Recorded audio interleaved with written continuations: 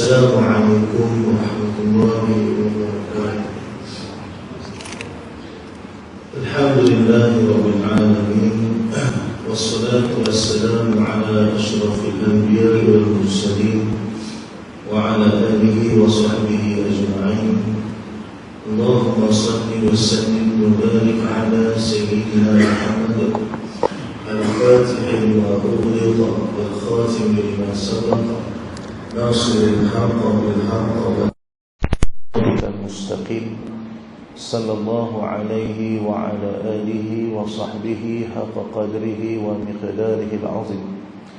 قال رب اشرح لي صدري ويسر لي أمري واحلل عقدة من لساني يفقه قولي.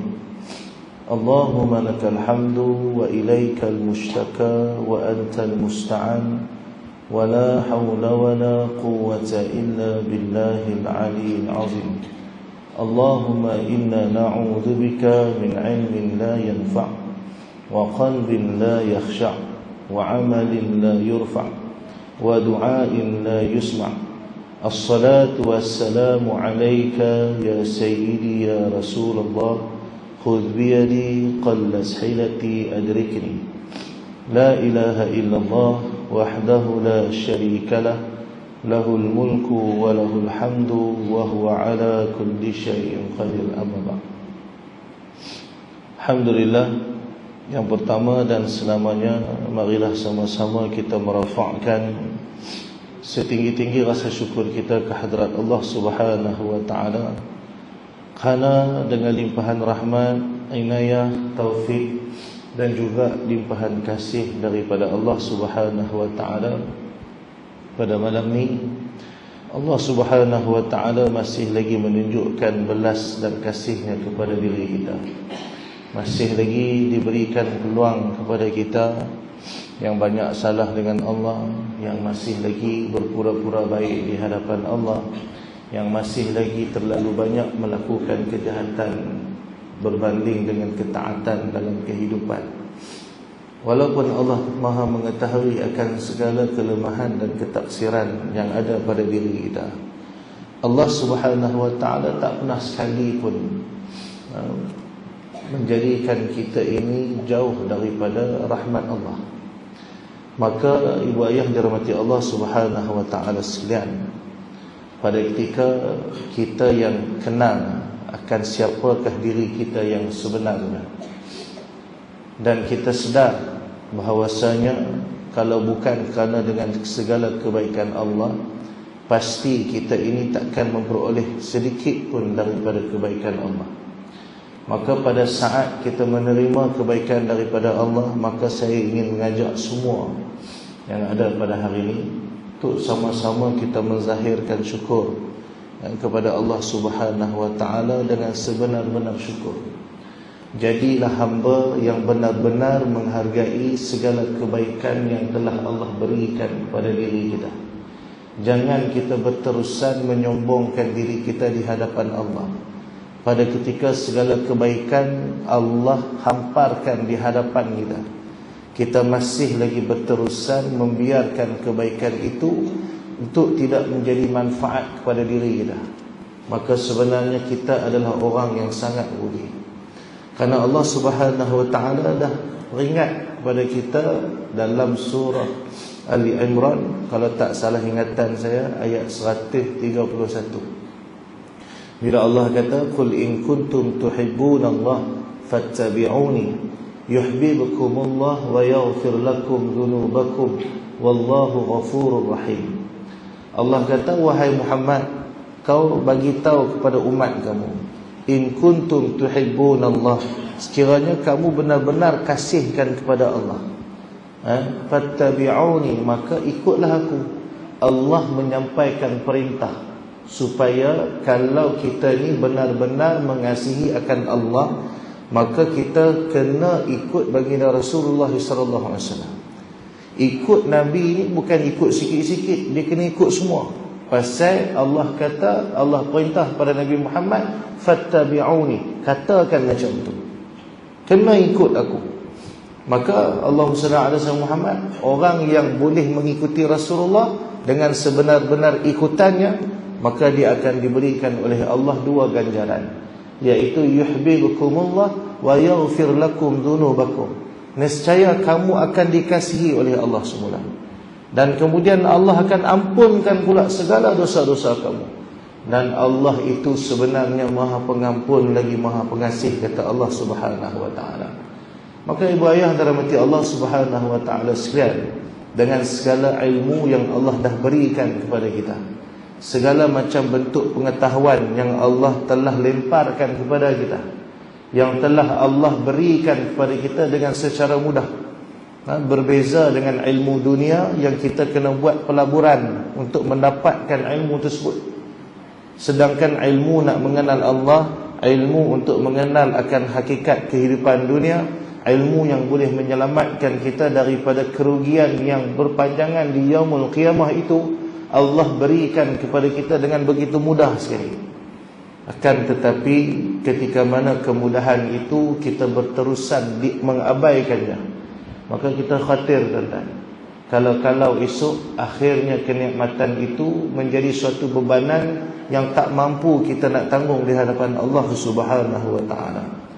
Maka ibu ayah dirahmati Allah Subhanahu wa taala sekalian, sebelum kita sambung baca kitab ni, maka saya nak ingatkan kepada diri saya dan juga tuan-tuan yang ada di sini pada hari ini. Kita sekarang dah duduk di akhir zaman, tuan-tuan. Zaman yang mana Islam ini telah mula nak bangkit. Maka kita khawatir kalau pada saat kebangkitan Islam itu berlaku, kita ini ditinggalkan jauh di belakang. Maka kalau kita tak bersama-sama dengan kebangkitan Islam itu, maka sebenarnya kita ni duduk dalam kalangan golongan yang mana? Maka kita risau yang tu, tuan-tuan. Selama ni kita sangka kita daripada kalangan orang yang beruntung. Rupa-rupanya kita tak termasuk pun, bahkan sedikit pun nama kita tak ada dalam kumpulan orang-orang yang diberikan keuntungan dunia dan akhirat pada hari-hari akhir zaman ini. Maka ibu ayah dirahmati Allah SWT sekalian, kita boleh tengok bagaimana keadaan dunia hari ini. Kita tengok bagaimana keadaan dunia yang makin huru-hara. Orang berniaga bukan makin kaya, tapi makin sempit kehidupan. Hartanya makin banyak, tapi ketenangannya semakin diragut oleh Allah Subhanahu wa taala. Kekayaannya melimpah-limpah, dan tetapi tidak menjadikan orang yang memiliki kekayaan ini mendapatkan kesenangan. Bahkan orang yang fakir juga, kalau kita tengok pada hari ini, sudah mula hilang kesabaran di dalam dirinya, tuan-tuan. Bahkan bagi orang yang alim, orang yang mengaji juga, menjadi suatu masalah bagi diri mereka ketika mana ilmu yang ada pada diri mereka, tuan-tuan, tak menjadi manfaat ke atas diri kita. Seperti mana yang berlaku pada diri kita sendiri. Kita tak payah tengok orang, tuan-tuan, kita tengok kita. Berapa banyak perintah Allah yang kita tahu tak boleh langgar, tapi kita langgar. Kita bukan orang tak mengaji, kita orang mengaji. Memutuskan silaturahim itu jauh lebih besar akibatnya daripada kita menghalalkan hutang orang ke atas diri kita. Dengan sebab kita tak mau halalkan hutang kita yang kalau kita tuntut pun tak dapat, tuan-tuan. Kita tuntut pun belum tentu dapat, tak tuntut pun memang tak dapat. Betul tak? Kita sanggup, tuan-tuan, dengan sebab nilai dunia yang sedikit tadi ni, kita sanggup memutuskan silaturahim yang akhirnya merugikan dua-dua belah pihak. Ustaz, kalau betul seronoklah orang yang pinjam. Tuan-tuan, kita tak yakin ke Allah itu Maha Adil? Kenapa kita mesti nak mengambil kerja Tuhan? Kita percaya dengan Tuhan ke tak? Kita mengaji tauhid, tuan-tuan. Ni malam ni kita baca kitab tauhid.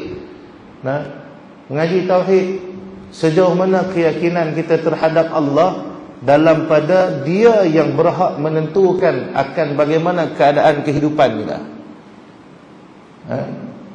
Pasal apa kita nak ambil kerja Tuhan, tuan-tuan? Kita nak menghukum orang lain pada perkara yang kita tak layak pun sebenarnya nak bagi hukuman. Tuan-tuan tak yakin Allah tu Maha Adil? Takkan Tuhan ni nak biarkan hamba-Nya dizalimi, tuan-tuan? Maka ibu ayah dirahmati Allah Subhanahu wa taala sekalian, inilah di antara fitnah-fitnah yang ada pada akhir zaman. Nabi sebut akhir zaman nanti, siangnya dia beriman, malamnya dia kafir. Malamnya dia taat, tuan-tuan, esoknya dia menjadi kafir. Wal a'yadzu billahi min zalik. maka kita risau tuan-tuan, kalau pada saat kita ini duduk dalam kerugian, Allah Subhanahu wa taala mencabut nyawa kita. Maka bagaimanakah keadaan kita kelak esok tuan-tuan? Kita sangka kita rugi atas dunia, tanpa kita sedar kita telah pun rugi di dunia dan di akhirat. Maka sebab tu saya selalu ulang nasihat yang guru saya pernah pesan kat saya. Dia kata, Rasdan, susah dunia jangan bawa pergi akhirat. Sebab apa? Tak berbaloi. Jadi susah dunia tinggal atas dunia. Yang kita pergi akhirat nak ambil kesenangan sahaja. Maka apakah bentuk kesenangan di akhirat melainkan kesenangan yang perlu dibayar dengan kesusahan yang kita tanggung di atas dunia dengan penuh sabar dan redha. Maka ibu ayah dirahmati Allah Subhanahu wa taala sekalian, kita sambung bacaan kitab kita. A'udzu billahi minasyaitonir rajim. Qala musannif rahimahullahu taala wa nafa'ana bi 'ulumihi wa nawwara qulubana bi nuri anwari asrarihi amin. Bermula ilmu yang hasil dengan salah suatu daripada tiga perkara itu. Baik, tiga perkara ini adalah perkara yang kita bincangkan tentang dengan sebab mendatang ilmu yang baharu pada seseorang. Seseorang mendapatkan ilmu ini dengan tiga perkara. Yang pertamanya khabar yang sadiq, iaitu khabar yang datang daripada Allah dan juga Rasul. Yang kedua, dia mendapatkan ilmu itu dengan kerana akal dia. Akal dia yang sihat. Allahumma salli ala sayyidina Muhammad.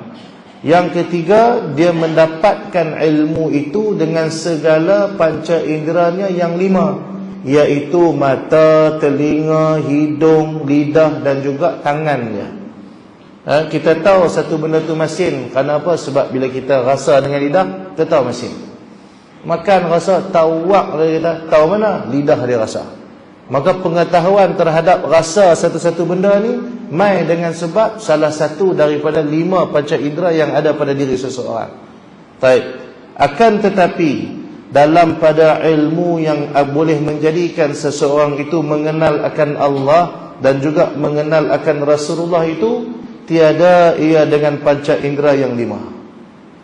Nak kenal Allah, nak kenal Rasulullah, tak boleh guna lima panca indera ni. Allahumma salli ala sayyidina Muhammad. Akan tetapi diperoleh akan pengetahuan tentang Allah dan juga Rasulullah itu dengan adanya syarak ataupun dengan akal yang sahih. Baik. Maka ibu ayah dirahmati Allah Subhanahu wa taala sekalian, maka musannif pun bagi tahu bermula ilmu yang hasil dengan salah satu daripada tiga perkara itu. Maka ilmu yang kita perolehi dengan salah satu sebab daripada tiga benda ni. Khabar yang sadiq tadi, akal yang ghariziyah, ataupun dengan panca indera yang lima yang ada pada diri seseorang.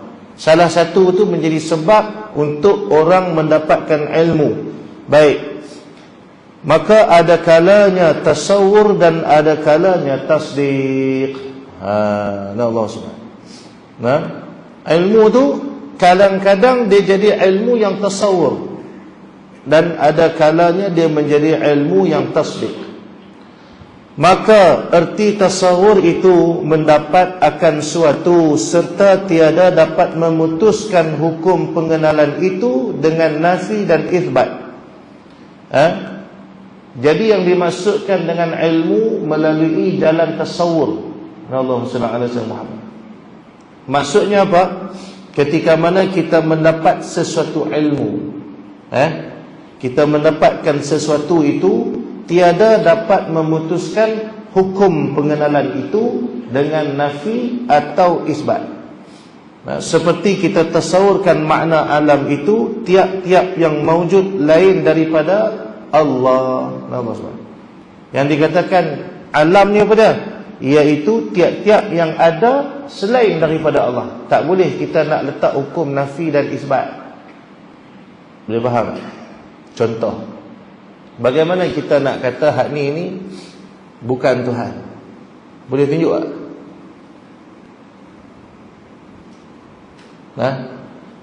melainkan hanya dengan bentuk kefahaman gambaran daripada akal kita. Kita faham, bila kita tengok, kita kata mustahil ni Tuhan. Boleh faham? Nak letak kata nafi dia, di mana nafi yang kata ni bukan Tuhan, tak boleh nak bagi. Sebab kalau boleh nafi tuan-tuan, tak ada orang sembah berhala. Siapa orang sembah patung tuan? Boleh faham tak? Pasal apa kita orang Islam sembahyang menghadap Kaabah? Kan orang kafir kata kat kita, hampa orang Islam pun sama, sembahyang sembah batu je dah. Tuan-tuan nak jawab apa kalau orang kata begitu? Tuan-tuan, kalau tuan-tuan tak boleh jawab, tuan-tuan kena beringat tuan-tuan. Itu tandanya tuan-tuan masih lagi belum terlepas daripada kewajipan mengaji fardu ain tuan-tuan. Mati kata ulama tak masuk syurga, jangan buat main. Nanti kita akan masuk ni dalam bab pengenalan ilmu usuluddin ni, dia akan cerita tentang hukum wajib ni macam mana. Wajib belajar ni sampai mana, terlepas sampai had mana, dia ada had dia. Kadar minima kefahaman ilmu tu kena ada dekat dia, baru tak jatuh hukum dosa kat dia. Tuan-tuan nak jawab macam mana? Siapa orang Islam semayang menghadap batu juga? Apa masalah dengan kami? Saya pernah cerita kot kat tuan-tuan.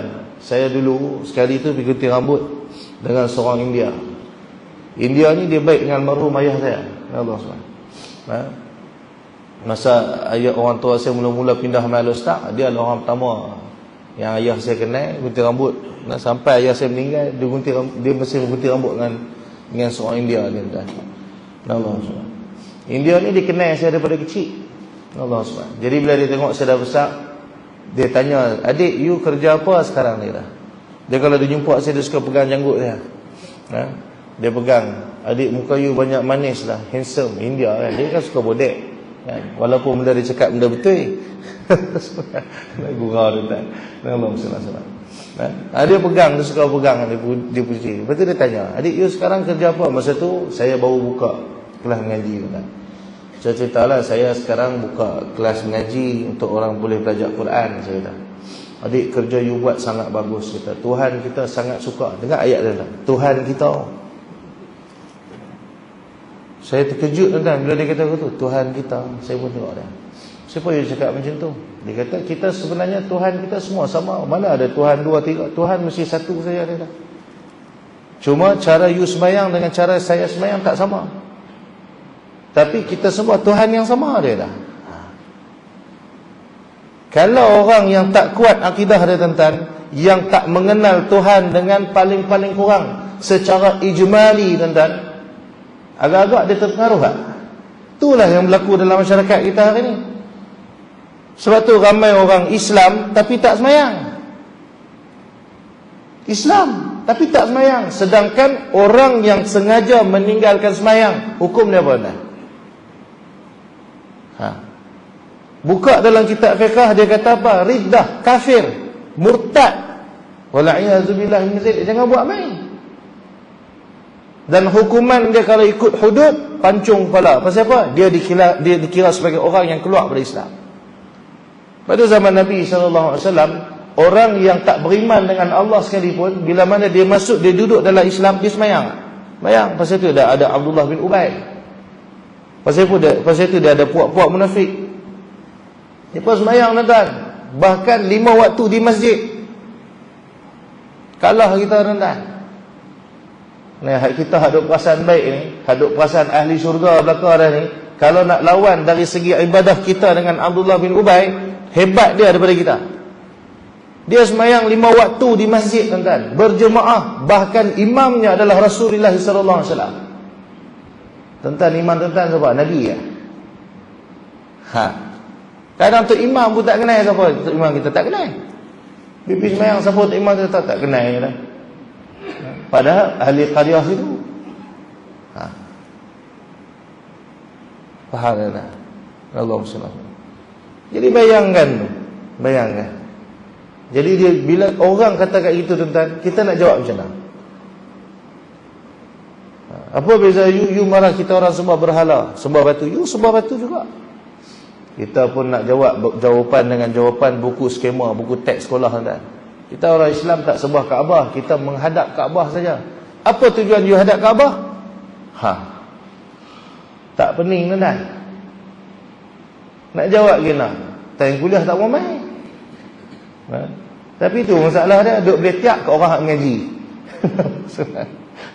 Hak duk tada telinga ni orang hak duk mengaji, hak tak mengaji sampai ke sudah tak kerti pun juga. Sebab apa? Hak mengaji tak mau pergi boleh tiap balik kat sana. Dia patut dia kena tukar tuan-tuan. Tuan-tuan kena boleh tiap dengan ustaz hak mengajar. Tuan-tuan balik boleh tiap kat kawan-kawan hak tak main. Piduk kedai kopi main aku nak boleh tiap gambar aku pergi kuliah syuk kena boleh tiap sampai dah. Allah SWT bertarik telinga buat main pergi masjid tuan. Bagi kenal sikit. Kena mengaji sampai tahap tu. Kalau tak, iman kita walaupun berbetulan dengan syariat tak sah tuan-tuan. Wala'iyadzubillahi min dzalik. Kita dah baca itu tentang hukum bagi orang yang beriman secara ta'liq, tidak? Kita dah baca itu kan? Baik. Allahumma salli ala sayyidina Muhammad. Jadi Allahumma salli ala sayyidina Muhammad, yang dimaksudkan dengan tasawur itu ialah ketika mana kita mendapatkan akan sesuatu itu, kita tidak dapat memutuskan hukum pengenalan itu. Nak kenal dia tu tak boleh buat keluar hukum pada nafi atau isbat dia. Allahumma salli ala sayyidina Muhammad. Seperti mana kita tasawurkan makna alam itu ialah tiap-tiap yang mawjud yang lain daripada Allah. Pasal apa? Pasal Tuhan kita tak boleh tunjuk. Yang kita boleh tunjuk cuma alam sahaja. Boleh? Kita boleh tunjuk alam ya. Jadi macam mana nak tunjuk kata beza alam dengan Tuhan? Tak boleh tunjuk. Maka tak boleh tunjuk tu dinamakan sebagai tasawur. Baik. Kalau nak bagi faham lagi Allah SWT, yang disebutkan tentang tasawur sepatutnya mengikut kehendak dan tuntutan Al-Quran. Seperti mana yang Allah firman dalam surah Yunus ayat 58, "Falyafrahu huwa khairun mimma yajma'un." Maka dengan isi Al-Quran itu wajiblah mereka bersuka cita kerana dapat melihat secara rasional bahawa kitab Al-Quran itu lebih baik daripada segala kitab-kitab apa yang telah mereka himpunkan. Maksudnya. Jadi makna kata tasawur ni apa? Bila kita baca Quran, datang satu rasa dalam hati, kegembiraan, sonok. Kenapa? Kita mampu membayangkan tentang isi Al-Quran itu jauh lebih baik daripada segala kitab-kitab yang kita himpun lain daripada Al-Quran tersebut. Macam kita nak kenal alam, patutnya buka Quran, bukan pergi buka buku sains. Sains ni teorinya berubah-ubah dan teori sains ni berubah-ubah. Dan sains ni hanya sekadar membincangkan benda yang memang dah ada jawapannya. Macam siapa tu yang Allahumma salli alaihi wasallam, orang pertama yang menemui istilah graviti tu. Dulu masa ngaji sekolah dulu, rasa macam hebat dia ni. Dia orang pertama jumpa graviti. Tanpa kita sedar, sebelum dia jumpa istilah graviti tu dah ada belum? Faham tak? Benda dah ada dah. Dia sekadar bagi nama ya. Jadi semua benda tu dalam Quran dah ada belum? Ada dah. Tu yang orang bila dia mengaji, dia buka Quran, tengok-tengok semua hak dia mengaji tu jumpa dalam Quran. Dia main takjub. Ish, Quran hebat no sampai tara ni. Jadi sepatutnya bagi kita orang-orang Islam yang memang dibesarkan dengan Al-Quran, terlebih-lebihlah merasakan seronok dengan isi Quran yang kita tengok tersebut, yang sepatutnya jauh lebih baik daripada segala isi buku-buku lain yang kita cari. Salahnya benda tu ada dalam diri kita. Ada? Tak ada. Siapa tak ada? Pasal Quran pun tak buka. Suruh baca pun kita lutut semua. Tak percaya tak kita kunci semua pintu masjid. Siapa nak keluar boleh baca Fatihah tu. Fatihah kan? Gagak-gagak semua. Kenapa? Nak tahu boleh baca Fatihah ke tak? Senang. Tengok waktu nak sembahyang lagi. Tok Imam tak ada, Ustaz tak ada, Tok Bilal tak ada, Tok Siak tak ada. Hak ada semua jemaah besar ni. Tunggulah sembahyang Isyak ke 10.30. Kalau parking berebut tuan-tuan, nak jadi imam sila. Nampak pula pakai kemas sikit kan. Hak ni boleh jadi tok imam kot lah. Allah.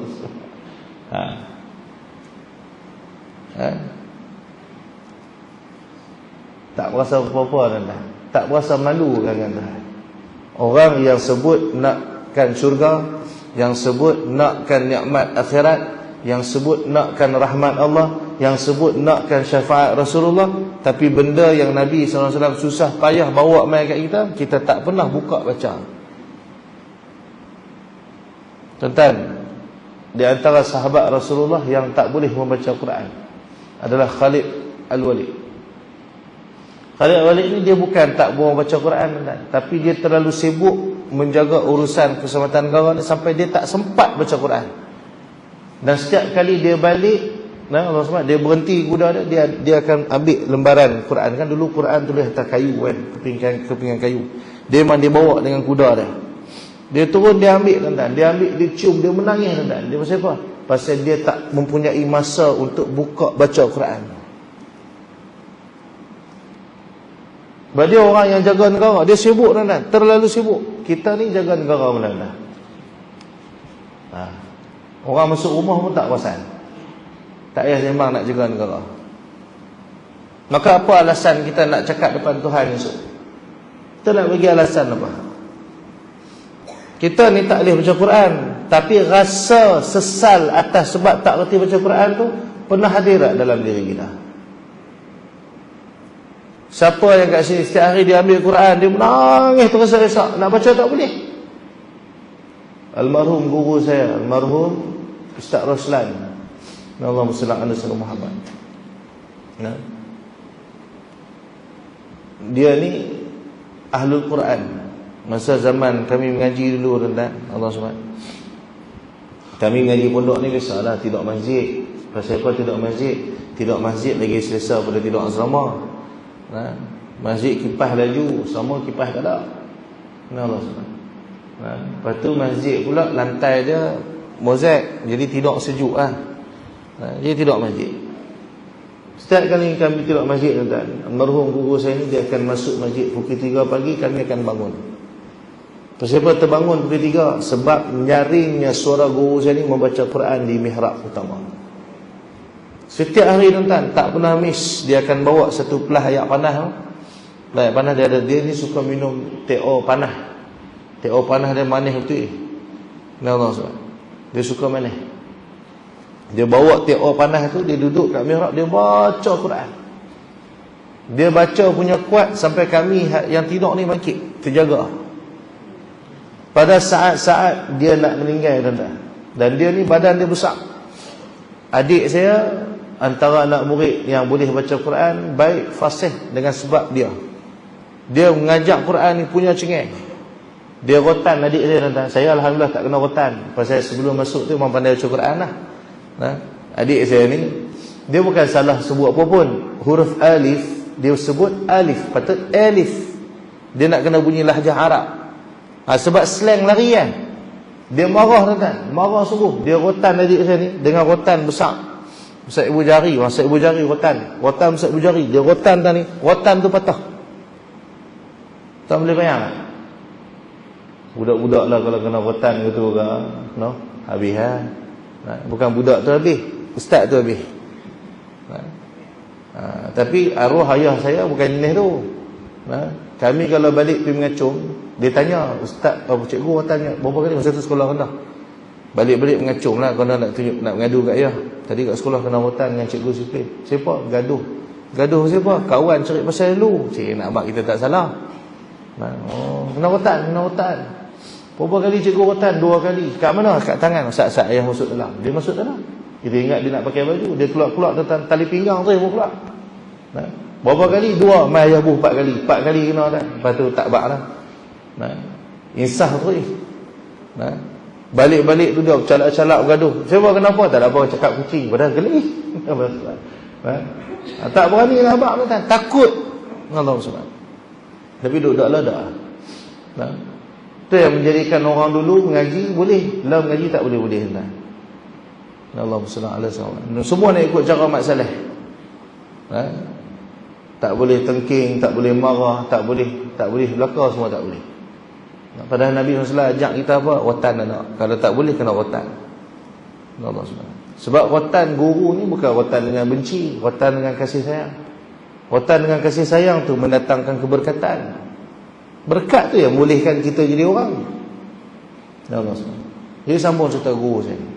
Jadi dia ni walaupun hafiz Quran, setiap kali baca Quran dia akan tengok mushaf. Nah. Jadi satu hari tu dia bila dia dah tak boleh mengajar tu dia berhenti. Allah SWT. Jadi dekat-dekat dia nak meninggal tu dia mai ziarah kami di madrasah. Dia mai dan daripada badan dia besar kurus. Dan dia jalan kena orang pimpin sebab mata dia tak nampak lah. Masa tu dia dah kabuk-kabuk. Nah, dia dah tak nampak dah, mata dia dah buta sebab macam mana dah. Allah SWT. Yang asbablah Tuhan bagi sakit dia dah. Dia orang pimpin dia tuan sampai ke depan. Apa kalam yang dia ucap kat kami tuan? Dia kata antum selagi mana ada peluang untuk melihat akan Al-Quran, maka tengoklah Quran puas dia dah.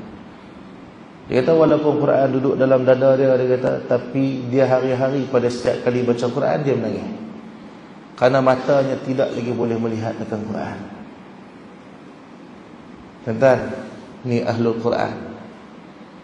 Pada ketika hari dia meninggal tuan, dia meninggal dalam keadaan sujud. Masa dia kena macam mana, kulit dia ni asal putih tuan, putih melepak. Dia macam orang Arab rupa dah. Masa dia kena sakit macam mana, dia jadi hitam kulit dia. Biasalah macam mana kan. Tapi pada hari dia meninggal tuan, kulit dia yang gelap tadi ni bertukar jadi putih, jauh lebih putih daripada masa dia hidup. Kata guru saya, Tuan Guru Syed Nasri, antara sahabat baik dia. Dia kata apa? Ustaz Raslan ni meninggal dalam keadaan bersih. Pasal apa? Semua dosa dia Tuhan kafarah habis lah. Ni kemuliaan yang Allah bagi pada ahlul Quran. Kita ni tuan-tuan lagu mana? Agak-agak bila kita nak balik menghadap Allah esok, apakah yang ada pada diri kita yang boleh kita nak persembahkan depan Tuhan untuk dijadikan sebagai hujah agar kita ni dapat rahmat Allah, boleh masuk syurga. Kita nak persembahkan apa depan Tuhan esok ni? Ya Allah, masa hidup dulu aku duk ikut kuliah maghrib hari-hari. Tuhan tanya, mengaji bawa kitab tak? Tak. Takkan nak abang aku tu? Pergi mengaji, amal tak? Tuhan tanya. Kita nak bersembah apa tuan? Ya Allah, hari ni aku bawa sedekah aku. Dulu atas dunia aku sedekah banyak. Tuhan jawab balik, yang hang simpan dengan sedekah mana lebih banyak? Kita nak jawab apa? Ya Allah, dulu setiap hari aku habiskan masa aku pergi cari masjid-masjid, semayang jemaah 5 waktu tanpa pernah miss. Tuhan jawab balik, hang pergi semayang berapa jam, dengan hang pergi berjalan berapa banyak, yang lebih banyak dia. Tuhan tanya kita dah.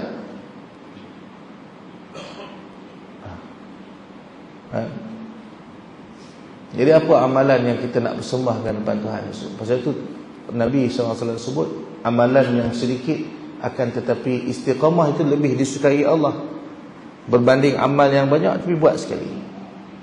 Jadi kena carilah ni tuan-tuan. Kita nak balik kan, kena cari satu amalan yang kita sungguh-sungguh pedar jaga. Makna kata susah lagu mana pun kita tak tinggal. Macam mana susah pun kita tak pernah tinggal, dan kita akan maintain buat jaga bagi elok. Ni faham? Jadi semua rasa ni tuan-tuan, kefahaman ini diperolehi dengan cara tasawur. Cerita tentang syurga, cerita tentang ni, semua main dengan dalam bentuk tasawur, gambaran akal semata. Jadi ini maksud tasawur. Jadi kita boleh faham tentang segala isi-isi keadaan syurga, neraka lah apa semua ni, main dengan sebab apa? Kerana dengan sebab kita membaca isi Al-Quran. Baik. Bermaksud suatu gambaran atau tanggapan akal atau pemikiran seseorang terhadap suatu perkara. atau menghasilkan rupa sesuatu di dalam akal. Itu maksud tasawur. Boleh kan? Jadi arti tasawur itulah tadi, iaitu kita tahu satu-satu benda, tetapi tak boleh kita memutuskan akan pengetahuan itu dengan satu-satu hukum, iaitu hukum dengan nafi ataupun isbat. Seperti mana yang kita dah bincang tadi. Baik. Dan arti tasdik itu mengetahui akan sesuatu serta boleh memutuskan hukum pengenalan itu dengan nafi dan isbat. Contohnya seperti kita ketahui qidam bagi Allah, sedia adanya Allah itu kita ketahui qidam bagi Allah Ta'ala ni. Boleh tak kita nak cerita tentang nafi isbat? Boleh? Macam mana? Tetap bagi Allah qidam itu. Kenapa? Karena mustahil bagi Allah Ta'ala itu bersifat dengan baharu. Kalau Allah Ta'ala itu bersifat dengan baharu, bermaksud ada tak yang menciptakan Tuhan? Maka kalau ada yang menciptakan Tuhan, apa beza dengan kita? Faham? Mana boleh Tuhan sama dengan makhluk? Orang kaya sama tak dengan orang miskin? Boleh faham? Yang menjadikan seseorang tu kaya sebab apa? Sebab dia ada benda yang orang miskin tak ada. Sebab tu dia boleh jadi kaya. Kalau orang miskin ada apa yang orang kaya ada, maka takkan jadi kaya dan miskin. Boleh faham lagi? Boleh faham lagi? Yang menjadikan seseorang tu tinggi ataupun rendah, sebab apa? Sebab ketinggian dia tak sama. Kalau orang pendek ni sama tinggi dengan orang tinggi, orang panggil orang pendek ke orang panggil orang tinggi juga? Sebab tu bila kita ngaji tauhid tuan-tuan, sombong akan hilang daripada diri. Sebab apa? Nak sombong lagu mana? Kita boleh jadi kaya sebab ada orang miskin lah. Kalau tak ada orang miskin, jangan mimpi orang nak panggil kita orang kaya. Dah tu nak belagak orang miskin apa? Terima kasih lah kan dia. Terima kasih lah mujok ada hang miskin kat tepi aku. Kau tak orang tak panggil aku orang kaya. Padahal pakai apa? Pakai main V lah. Hak kawan tu bawa beca. Orang panggil lah orang kaya kampung. Kita ni ada orang satu hari, ada seorang datuk tu main bawa kereta Maserati. Pernah dengar tentang kereta Maserati? Kereta hak ada lambang 3. Takat BMW Mercedes ni senyum lah. Maserati tu main masuk dalam. Allah SWT. Saya nak cari orang kaya kampung apa nama tempat ni? Allah SWT. Kampung apa?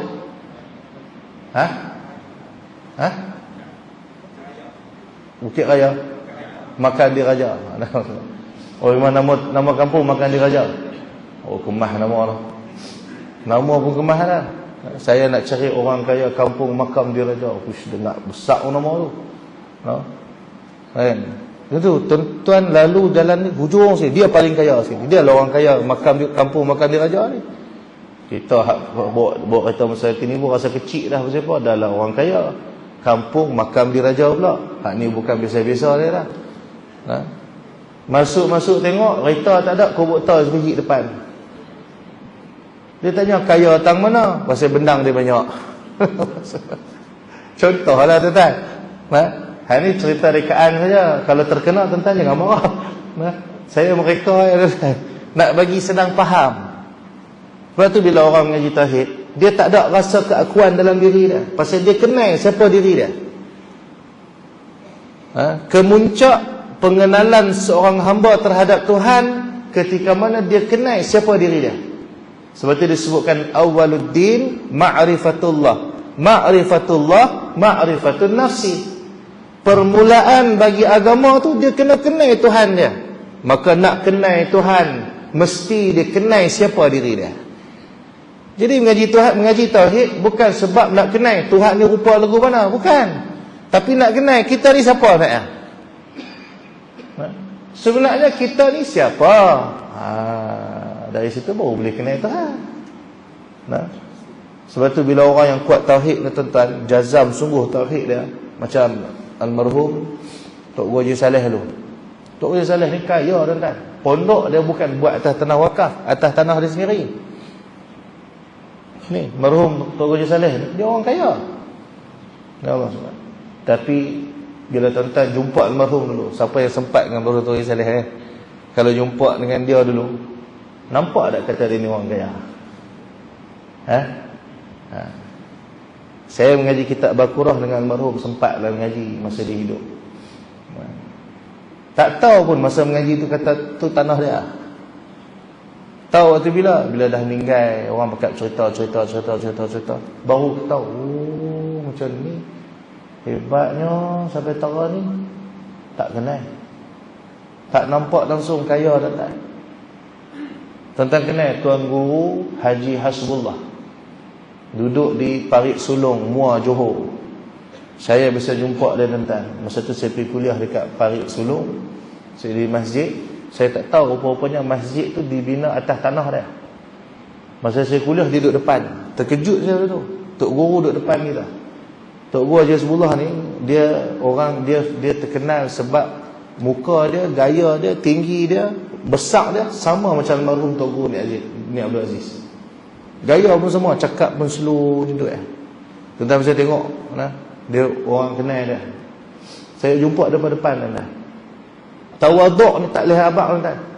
Saya masa tu pergi kuliah tuan-tuan, serban pun tak pakai kopiah sebab masa tu saya pergi kuliah atas tiket personality Astro Oasis. Sebab kan saya ada rancangan sendiri kat Astro Oasis dulu. Jadi saya pusing buat tour tu atas nama tu. Jadi kita bila pergi atas nama Astro ni, kita kena bawa image kita dalam TV.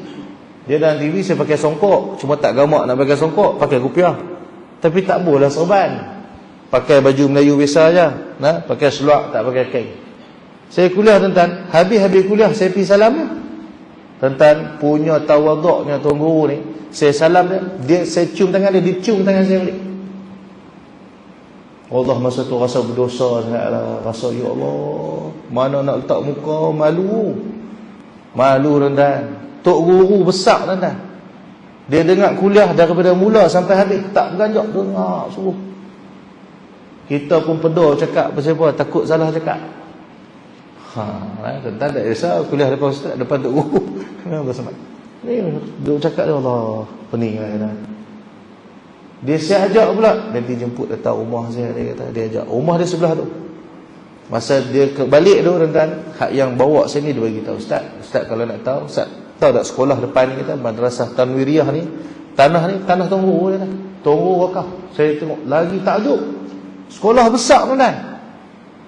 Dia tunjuk lagi satu sekolah madrasah, sekolah agama rakyat. Untuk sekolah rendah pula, seberang jalan pun besar juga. Ni pun tanah Tuan Guru juga. Saya kata kalau tanah macam ni punya besar, dia wakaf buat sekolah, buat masjid, rumah dia mesti besar kena bawa saya dah.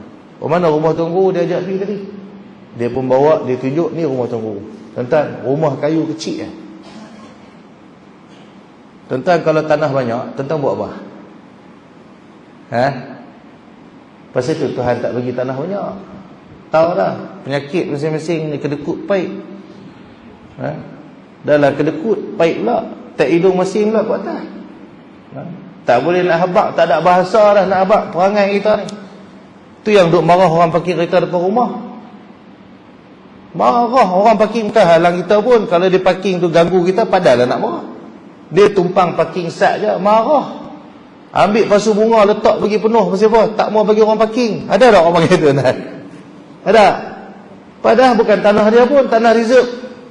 Tanah reserve bukan tanah dia. Dia bubuh habis. Ada tuan-tuan perangai dulu.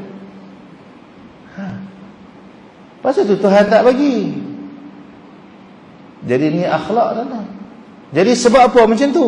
Tauhid mereka ni kemah. Kenal sungguh diri mereka ni siapa sebenarnya di sisi Tuhan.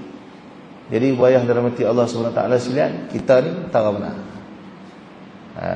Jadi kita mengaji sebab tu, nak bagi kenal diri kita. Boleh faham lah? Maka habislah bab akan ta'liq. Kita akan masuk pada bab yang pertama, pengenalan bagi ilmu usuluddin. Pengenalan ilmu usuluddin ni. Jadi insya-Allah kita akan mula nanti dengan hukum belajar dan mengajar ilmu usuluddin. Maka cukuplah pada sekadar ni untuk hari ini. Insya-Allah nanti kita akan sambung pada lain masa. Moga-moga Allah Subhanahu Wa Taala mempermudahkan segala usaha kita di dalam nak menjadi hamba Allah yang baik. Kadang-kadang kita tergelincir, kadang-kadang kita terjatuh. Itu adalah perkara biasa bagi seorang hamba. Cuma yang luar biasanya ialah ketika mana kita tahu buat salah, tapi kita tak berasa nak minta ampun dengan Tuhan atas salah kita. Maka jangan kita menjadi hamba yang sombong dengan Allah. Buat salah tentang mengaku depan Allah. Walaupun salah yang sama kita ulang, tak apalah. Mudah-mudahan satu masa esok dengan berkat Nur Muhammad, Allah campakkan ke dalam hati kita nur itu dan menjadikan hati kita ni dibersihkan dengan sebersih-bersihnya daripada segala sifat mazmumah, segala sifat-sifat yang tak baik, insya-Allah. Amin ya rabbal alamin. Jadi saya kira cukup sekadar tu. Yang baik datang daripada Allah Subhanahu Wa Taala, yang buruk datang daripada kelemahan diri saya sendiri. Hakikatnya kedua-duanya datang daripada Allah Subhanahu Wa Taala. Jadi sebelum tangguh tuan-tuan, macam biasa saya nak minta tuan-tuan semua tolong doakan supaya Allah berkatkan segala pekerjaan kami di madrasah. Allah berkatkan seluruh kehidupan saya, keluarga, anak-anak dan juga sahabat-sahabat yang sama-sama membantu kami di madrasah. Dan tolong doakan juga agar Allah jaga hati kami semua ni, agar sentiasa ikhlas buat amal taat kerana Allah SWT. Sebab tuan-tuan tahu bagaimana sukarnya kami nak betulkan hati sampai tahap tak ambil yuran tuan-tuan. Buat sekolah tak ambil yuran. Pasal apa? Nak buang lain daripada Tuhan tu. Bukan tak perlu pada duit. Saya bukan orang kaya tuan-tuan. Tapi sebabkan takut tuan-tuan dengan amal hak sikit tadi ni, lari niat sikit terpesong, maka saya pilih jalan susah. Nak betulkan diri. Dan dalam masa yang sama, Allah hantar pula sahabat-sahabat yang nak bantu untuk khidmat di madrasah, sanggup juga pilih jalan susah tersebut. Atas kenapa? Mengharapkan redha dan rahmat Allah. Maka tuan-tuan tolong doakan agar kami semua ni Allah kuatkan hati untuk sabar dalam segala bentuk ujian yang Allah bagi. Tolong doakan supaya Allah bagi kekuatan tersebut. Mudah-mudahan akhir berkat kesabaran itu esok ke akhirat Allah gantikan dengan kenikmatan, kebahagiaan yang tak tergambar dengan akal. Ya, moga-moga dengan tuan-tuan yang sudi mendoakan, Allah hadiahkan perkara yang sama, bahkan lebih baik daripada perkara yang tuan-tuan doakan kebaikan buat kami semua, insya-Allah.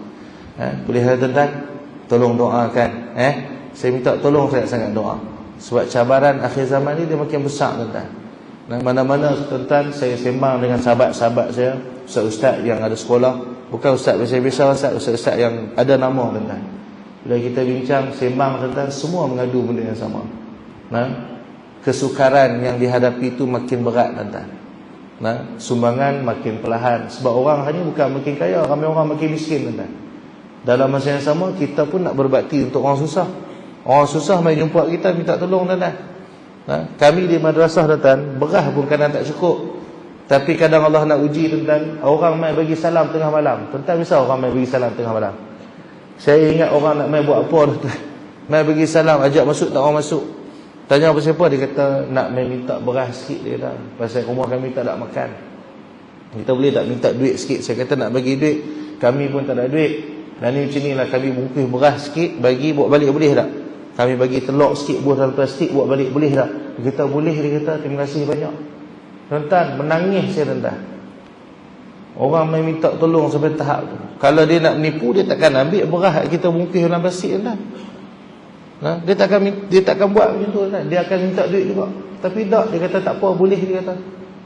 Saya tanya berapa orang kat rumah, dia kata dia dengan anak dia doang. Suami baru kena tangkap masuk penjara. Lagi sedih tuan-tuan dengar. Tapi nak bagi, kita pun tak ada. Sekadar apa yang boleh bagi saja. Jadi tuan-tuan tolonglah doakan agar semua ustaz-ustaz kita, guru-guru kita yang mengusahakan madrasah, yang sungguh-sungguh untuk berkhidmat untuk umat Rasulullah ni, diberikan kemudahan dalam setiap urusan, kelancaran rezeki semua tuan-tuan. Tuan-tuan tolong doa. Sebab buat kerja agama, kalau tak ada pengorbanan, itu bukan kerja agama. Jadi Allahumma salli ala sayyidina Muhammad. Kalaulah orang tu tak sungguh-sungguh nak buat baik tuan-tuan, dia takkan sanggup bersusah-susah. Jadi kita tak pernah lalu jalan tu, maka jangan kita tuduh bukan-bukan. Buat dulu baru tahu. Jadi tuan-tuan tolong doakan. Boleh lah? Itu yang pertama. Yang kedua tuan-tuan, saya nak buka tawaran kepada tuan-tuan dan puan untuk sama-sama bantu madrasah selesaikan bil elektrik madrasah. Saya ada dua tuan-tuan. Satu Miftahul Jannah, satu Baitul Izzah. Baitul Izzah di Tandok, Miftahul Jannah di Taman Rakyat, Jalan Sultanah ni. Jadi yang di Tandok ni tuan-tuan, tunggakan bil elektrik dekat 4,000 lebih tuan-tuan. Dan seminggu sudah, minggu lepas tuan-tuan, takdirnya kami ada program dekat luar. Orang mai, TLB mai, dan dia tengok tak ada orang kot, dia cabut pelak tuan-tuan. Jadi senang cakap, bil elektrik kena potong. Jadi saya masih lagi belum ada kemampuan untuk selesaikan tunggakan bil tersebut. Jadi tuan-tuan jangan salah faham, ni saya bukan minta duit. Sebab saya tak buat tabung pun malam ni tuan. Wallahi saya tak buat tabung. Saya sekadar nak berkongsi cerita dan nak minta tuan-tuan tolong doakan supaya Allah bagi kemudahan. Dan saya cerita ni juga kod-kod ada daripada kalangan tuan-tuan ni yang Allah buka hati dia. Inilah peluang untuk aku cari rahmat Allah, nak bantu sikit. Jadi saya cerita ni hanya sekadar peluang sahaja, bukan untuk minta duit. Kalau nak minta duit tuan-tuan, saya tak cakap elok. Saya ambil pisau buka tengkok. Kan? Bagi duit, tak bagi jangan beli. Nak masalah. Jadi tuan-tuan, Allahumma salli ala Muhammad, jangan salah faham. Jadi saya masih belum ada kemampuan tuan-tuan nak selesaikan. Dan saya takut juga kalau lama-lama sangat esok akaun TNB itu dibatalkan. Jadi tuan-tuan, saya dengan rendah hati saya buka peluang kepada tuan-tuan dan perempuan untuk selesaikan yang tu dulu. Yang di sini pun ada juga tunggakan tuan, tapi saya bayar juga sikit-sikit setakat mana boleh. Baru ni dia main, dia tengok saya dah. Dia buat surat merah. Kan? Kita start ni nak kena selesai 3,000 ni dah. Itulah kata baru bulan lepas saya bayar 5,000 dah. Bulan ni main bil baru lagi dah. Dia kata itulah faham, dia kata bil elektrik mahal. Allah SWT. Jadi saya kata tak apalah. Saya ada duit, saya bagilah kata. Kan? Jadi dia minta selesai cepat-cepat. Jadi kita selesaikan, saya nak selesaikan yang kena potong tu dulu. Sebab bila potong tuan-tuan, budak-budak tak boleh nak duduk kat situ, kena tumpang di rumah orang. Jadi tuan-tuan tolong doakan supaya Allah hadirkan orang-orang yang sudi nak bantu, insya-Allah. Dan dalam masa yang sama, saya ulang lagi sekali, saya tak minta duit tuan-tuan. Jadi saya tak mahu tuan-tuan salah faham dengan saya. Sebab saya takut tuan-tuan nak sebut tentang duit ni, saya cukup takut tuan-tuan. Takut syaitan ni dia bisik jarum dia. Dia bisik, saya tak mahu macam tu. Sebab kita nak buat benda baik, maka itu saja yang saya nak kongsi dengan tuan-tuan. Jadi insya-Allah moga-moga dengan berkat doa semua, Allah selamatkan kita dunia dan akhirat. Allah izinkan kita semua dapat masuk syurga tanpa hisab, dan Allah izinkan kita semua ni mendapatkan syafaat daripada baginda Rasulullah sallallahu alaihi wasallam, insya-Allah. Amin ya rabbal alamin. Ini sekadar itu saja. Wallahu subhanahu wa ta'ala a'lam. Al-Fatihah. A'udzu billahi minasyaitonir rajim. Bismillahirrahmanirrahim. Alhamdulillahi rabbil alamin, arrahmanir rahim, maliki yaumiddin. Iyyaka na'budu wa iyyaka nasta'in. Ihdinas siratal mustaqim. Siratal ladzina an'amta 'alaihim ghairil maghdubi 'alaihim waladdallin. Amin. A'udzu billahi minasyaitonir rajim. Bismillahirrahmanirrahim. Allahumma nur qulubana bi nuri hidayatik kama nawtal arda bi nuri syamsika abadan abada bi rahmatika ya arhamar rahimin. Rabbana la tuzigh qulubana ba'da idh hadaytana wa hab lana min ladunka rahmah innaka antal wahhab. Sallallahu ala sayyidina Muhammad. Alhamdulillahirabbil alamin. Subhanakallahumma wa bihamdika